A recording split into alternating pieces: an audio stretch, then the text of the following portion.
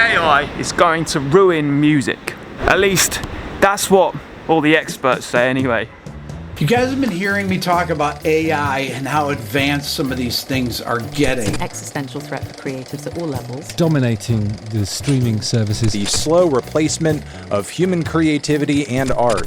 It's shocking. It's mad. Is it the future we want? Learning an instrument, or to paint, or redrafting a novel for the millionth time takes blood, sweat, and tears. Writing a prompt does not. I think, and I want you to hear me out throughout the video, I think this is it's an opinion piece. I think it might end up being a good thing. Because AI is going to ruin music, or at least it's going to ruin the current music industry. And for those of us that exist on the fringes, for those of us that exist in our own little bubble, our own unique industry, I think we could end up coming out on top of this. So here it is, an optimistic viewpoint on AI ruining music as we know it.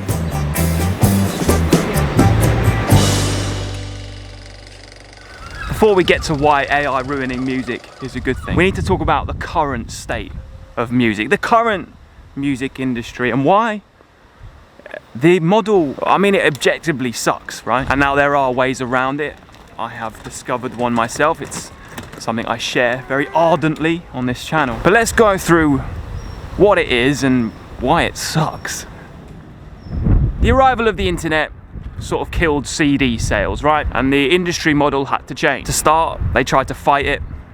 Metallica took on Napster. In a 48-hour period where we monitored Napster, over 300,000 users made 1.4 million free downloads of Metallica's music. You know the story. And then a tech entrepreneur called Daniel Ek saw a gap in the market and he created a streaming platform. And he called it Spotify. Now there's numerous books, podcasts, videos as well about what Spotify is and how it works and how it's really not very fair to musicians. It is very much built with the tech entrepreneurs in mind first, the shareholders second, the record labels third, and then all of the musicians just plonked on the bottom somewhere, getting a very, very minimal share of any revenue for any music they contribute to the platforms. And this isn't just Spotify, this is all of them. Now some people argue that Spotify and streaming platforms are actually good for one thing for smaller artists, and that's discovery, right? Because you can get put on a playlist and that playlist gets lots of people listen to it, and that means your songs get heard, you get lots of streams. In theory that kind of works, but it actually is a big steaming pile of... I'm not gonna swear. I'm in a public place, man. I know first-hand experience many artists, small artists, people I know personally, who literally have millions of streams on their songs because they got added to playlists. Do these artists have music careers? No, they work day jobs. Do these artists get paid anything for their millions of streams? No. No, they don't get a fair cut of the pie. Do these artists get people turn up to their shows as a result of these millions of streams? No. It doesn't translate to anything. It's useless. It's the biggest lie, it's the biggest con that most small artists and musicians fall for. All this pre-save my song, or trying to get playlisters to put them on the, the new incoming 25 hits. It's a waste of time. So what is Spotify good for? What is music streaming good for? I mean, it's made listening to music really easy. But there is another problem. There are several other problems. And one of them involves AI. AI-generated music. AI-generated artists are being found on these Spotify playlists, on these Apple Music playlists, on these streaming platforms. Not a single human, other than the human that wrote the prompt, has been involved in the creation of these songs, of these artists. It's the death of music as we know it. And technology experts, well, they say that it's in the platform's interest to fill it full of AI-generated music and artists because it takes away any profit they have to pay the humans, it takes away time and energy that humans take to make music. It's a win-win for them. And they don't seem to think that the listeners, the average listener, will care. And maybe they're right. And I said, eventually there's going to be the Beatles and the Beatles AI, and Prince AI, and Michael Jackson and Michael Jackson AI. There'll be songs that are trained on their music, on the multi-tracks, that are controlled by whoever owns the publishing. They license this stuff out. And there will be people that say, you know what? I like Michael Jackson AI better than Michael Jackson. That's going to happen. That will happen. Now, obviously, this is just one element of the music industry. The whole entire live industry also exists, and that is otherwise thriving. More gig tickets are being sold than ever before. The reason AI could still change that all is because what happens on these streaming platforms, the numbers, the followers, the where you are on the playlists, that kind of informs the live music industry. These major label artists are who they are and where they are because they've been curated in a way on these streaming platforms to make us think and believe that they're worth going to see, that they are as big as they seem.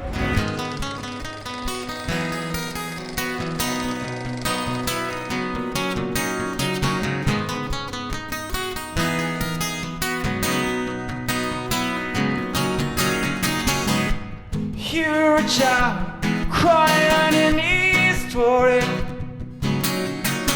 Make a mama so proud, but your voice was too loud. Hey, appreciate it. I mean, us buskers, us people that play live regularly, we've kind of already got out the system, haven't we? We understand that there is a world of music that isn't in the digital space. We understand that you don't need streaming and you don't even really need social media to be out there and be doing it. Go busking and you unlock all those secrets. But that's not the point. Not to this video anyway. Try yourself, take only what you need from me. Family on trees wanting to be haunted. At the moment, AI music, AI songs, it's at least somewhat distinguishable from real music, real songs. Rick Beato has a video where he kind of breaks down a AI band's mix.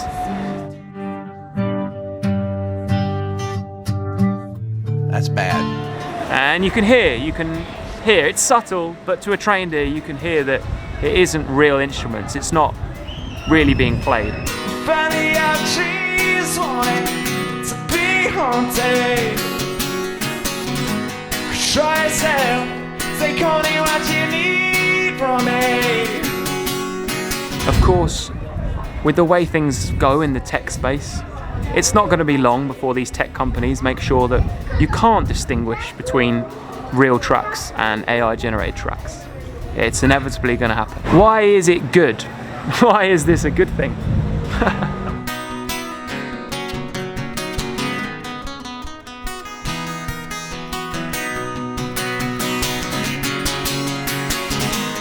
Try yourself, take only what you need from me.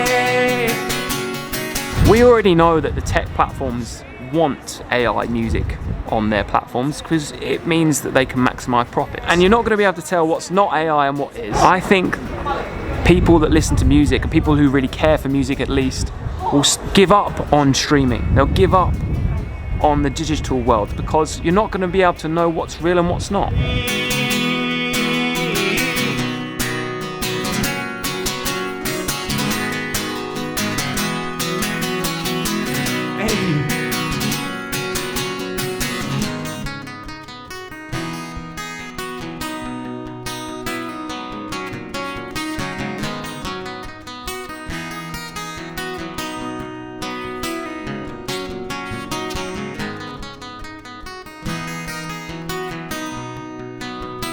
Thank you so much.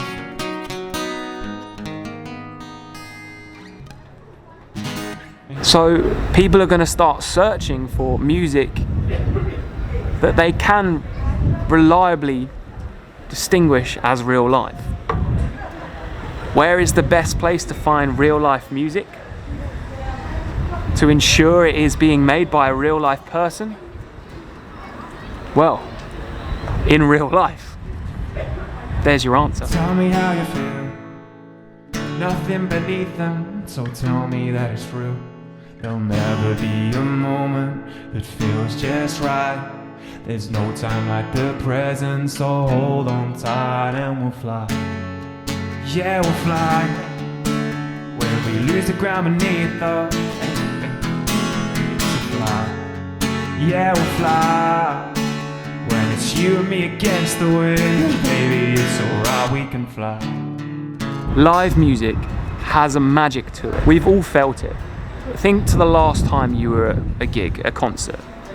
Think of the last time you were at like a stadium.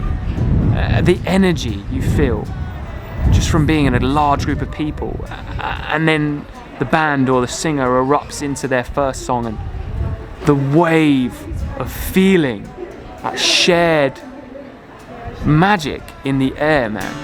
When we lose the ground beneath us, it's alright, we can fly. Yeah, we'll fly. When it's you and me against the wind, baby, it's alright. Spread your wings, lean over the side. We'll maybe hit the ocean, or maybe we'll just glide. There'll never be a moment that feels just right. There's no time like this, so hold on tight. And it doesn't even have to be at a stadium. Like, it can happen when you see a musician just playing on the street by themselves or in a bar. There's a feeling, there's something that happens that's like nothing else. It's so special. And it's unfortunate that music has become a commodity, because I think it's kind of killed a little bit of the magic of it. The powers that be have almost forgotten that they're playing with literal magic. They're playing with something that goes beyond kind of the physical world. It's alright. Yeah, we'll fly. When it's you and me against the wind, baby, it's alright, we can fly.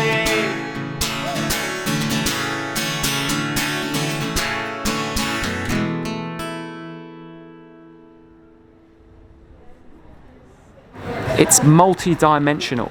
It doesn't just exist here. It exists elsewhere. And you'll know that if you play music. It's quite often that when I'm playing, even here on the street, that I feel like I'm connecting with something else. Something that goes beyond this realm, you know? Colors fading, 'cause I kept you waiting. It's a wild, wild world, and you're a wild, wild girl. And I'm not even being woo-woo here. There's actually science to back this up. I read Your Brain on Music, the book, and he was saying like music interacts with our brain, and our brain, the electrical magnetic field of our brain goes crazy when we're playing or when we're listening to music, and they don't know why. They're still not sure. Science can't determine what's going on. Would you find me in the stars?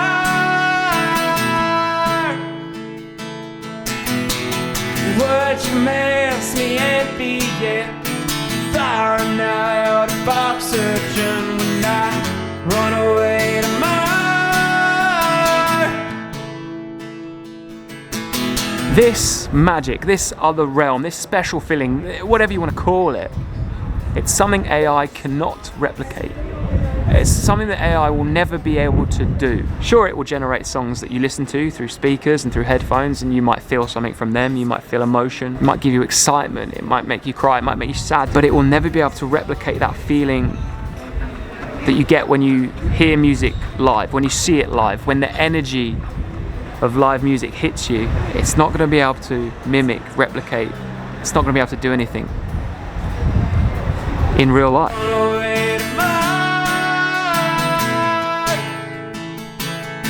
Would you find me in the stars?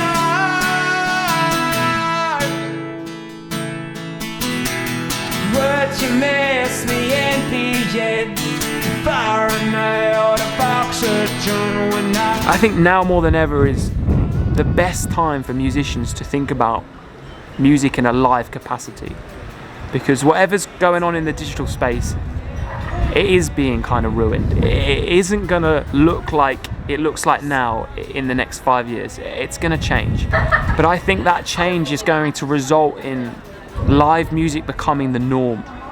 People are gonna look for music that they know is reliably from a real person.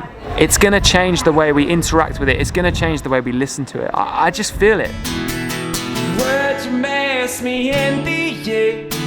Fire and night, what if I said do not run away to Mars?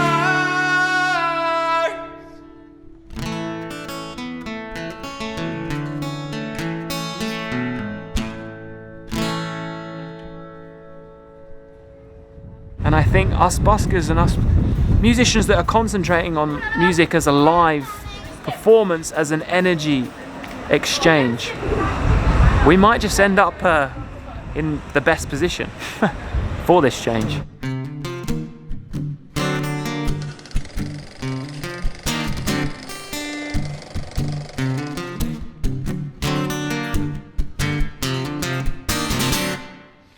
Every step in life's a dance. Hey. You know, I'm no technology expert. And like I said, this is kind of an opinion piece. Although there are facts and there are references to base this on, I'm not diving deep into those. I'm just very much coming at this from like an intuitive point of view. But I think we are witnessing the current music industry model destroy itself from the inside out.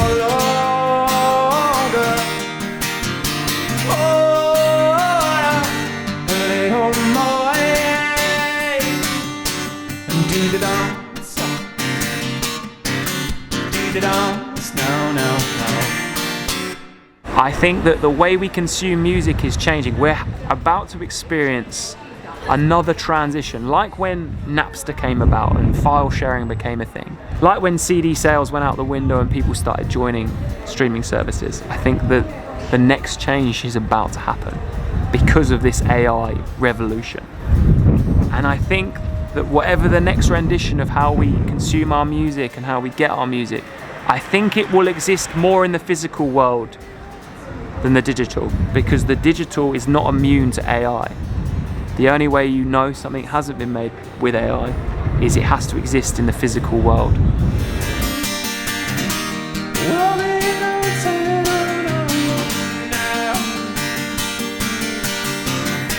I guess I'll never go in.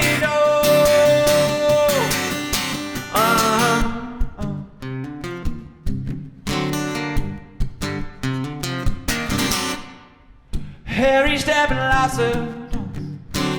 You do all I do the cha-cha now. Will it be the return of the CD? I don't think it will be the return of the CD. I don't know what it will be. But now more than ever is a good time to focus on live. What you do live, even if you're an electronic musician. And do the dance. Do the dance. No, no, no.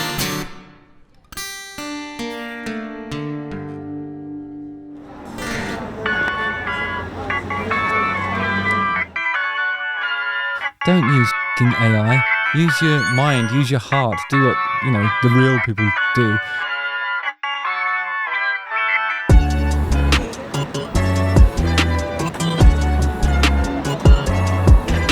Put in the work and perfect your artistry. Work for yourself and don't get thrown into the tank with the rest of the tuna.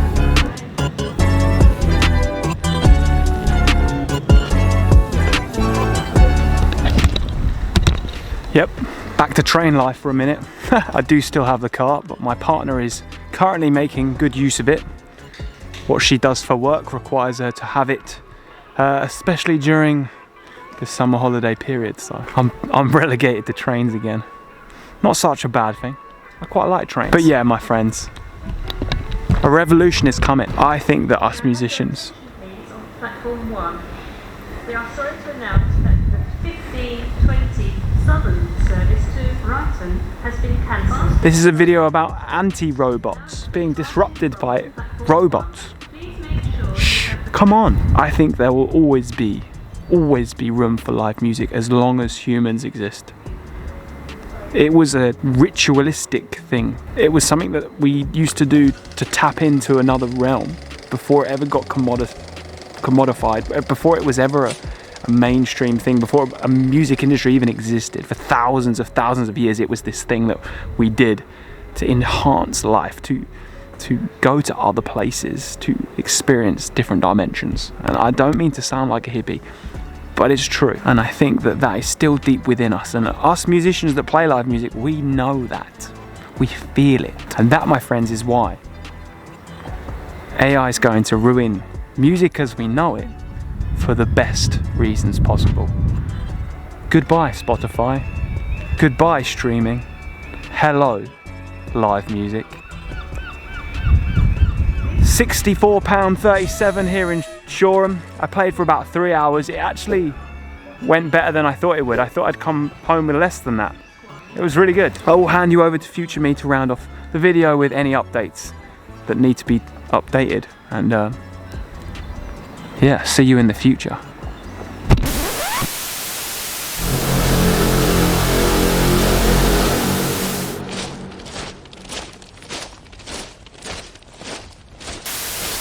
No real specific updates from me, just another thank you for watching this video and being here. And remember, I have a Patreon page and I do have an album out that you can only get from my website because I do not do streaming platforms. As you can probably tell from this video, I'm not a fan. The book is coming on well. There'll be updates on that for next week, and I'll see you next Monday. Peace, love, happiness.